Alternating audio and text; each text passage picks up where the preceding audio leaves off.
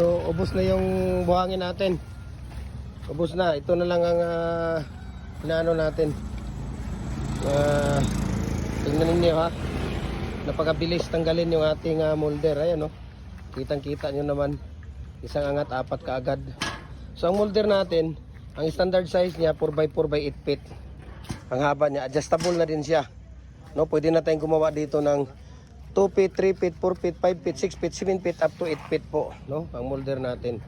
So lifetime use na po siya dahil 4mm thickness po ang ating tawag dito, kapal ang ating thickness dito, no? Mayroon din tayo ditong dalawang design, yung fix natin at saka detachable. Ayun, tingnan ninyo, kung maganda talaga ang ating molder, quality din talaga ang mga ginagawa natin. Tingnan niyo, napakakinis, di ba?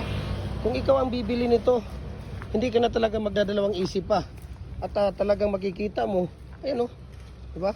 Oh, simply amazing talaga, tulog ng langit ito para sa atin at para sa inyo. Kung sino pa yung mga naghahanap ng poste, i-message nyo ang Gym Hardware Cucumber Concrete Products Kanito and Brands. Dito lang po yan sa Cagayan de Oro City. Sa molder, we can ship nationwide, Luzon, Visayas, Mindanao. Kahit sang sulok man ng mundo, kaya abutin ng ating kargo. Yan lang po ang ating tindahan. Makikita ninyo, yan po ang ating tindahan. Sa unahan ay tulay po ng Bulao Bridge. Ipunan steel bridge po yan. Okay? Ito yung mga gawa nila kahapon. Tingnan ninyo, mamayang hapon pwede na natin itong i-rearrange. So mabilis lang din ang paglagay ng mating. Tingnan ninyo kung paano natin nilalagay yung mating sa loob ng ating poste. Sa loob ng ating molder, no? So sa mga ratio dito, tips at mixing, i-follow niyo yung Gym Hardware, ang Cucumber Concrete Products, Kanito and Brands, Gym Hardware, ang Cucumber Concrete Products, Balulang Brands, Gym Hardware, ang Cucumber Concrete Products, Triple A&F Cucumber, at saka yung ating personal Facebook account, Felix Tan Pagikan Jr., ang ating Instagram, Felix_Pagikan 2000, at saka yung ating YouTube, Gym Hardware, Cucumber Concrete Products, at saka yung ating TikTok account at Gym Hardware Cagayan de Oro or Felix Tan Pagikan Jr. para updated po kayo sa lahat ng ratio, mixing tips, kung paano namin ginagawa at paano namin